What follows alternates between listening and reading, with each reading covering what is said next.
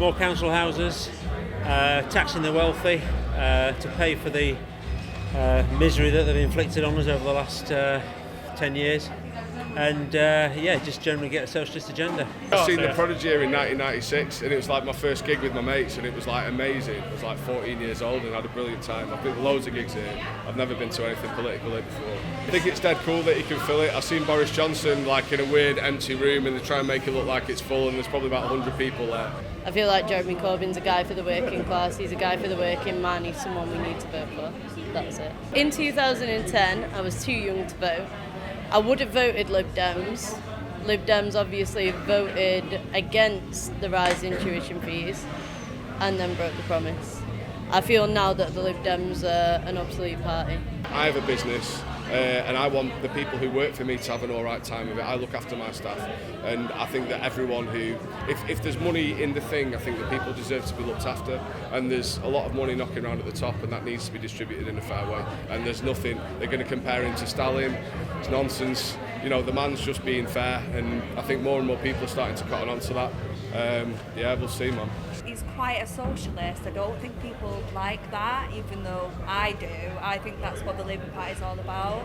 But I think people have got so used to more right-wing Labour that now Jeremy's considered like an extremist. Yeah. I quite like the Labour Party Brexit stance because it assumes that people are intelligent and they can make up their own mind. So rather than doing this I'm the strong leader that I'm going to tell you what you're going to get, it's leaving things open. I hope we're going to get another referendum. I hope in that legislation we have it clear that you can't lie about things, so that the same restrictions that you have in an election campaign will be applicable for the referendum campaign as well, which wasn't the case the first time around. I don't even think too much about my future because it frightens me, because it feels so unknown. Like there's no sense of security there at all. And I think no matter what I choose to do, there's still no security because of the government. So we're thinking maybe like between the Lib Dems and Labour. Naturally, always a Labour girl, but. So what is it the Lib Dems are saying that's got you potentially going there? Like taking us away from Brexit. Yeah. Basically. Whereas like obviously Labour are saying that they'll plan for Brexit and then do another vote. But I'm not confident that the vote will go to Remain, which is what I want. I don't want to see the retirement age for firefighters raised. Don't want to see police taken off the streets. Money to the things that we need.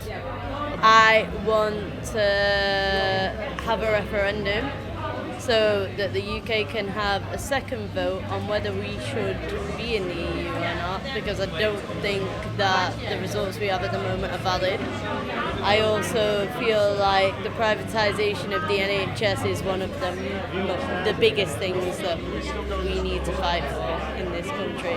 We need to fight against that. It's one of the biggest things we've got going for us, and Jeremy Corbyn's the guy to do it. Specifically for me, I'd say it was the thing I was saying about the new Green Deal, because I'm a vegan and I'm very much into like protecting the environment and stuff, and I feel like it's a really, really important thing that needs to be on there really. Like our planet's dying, we need to protect it, so I think that's probably the most important thing for me.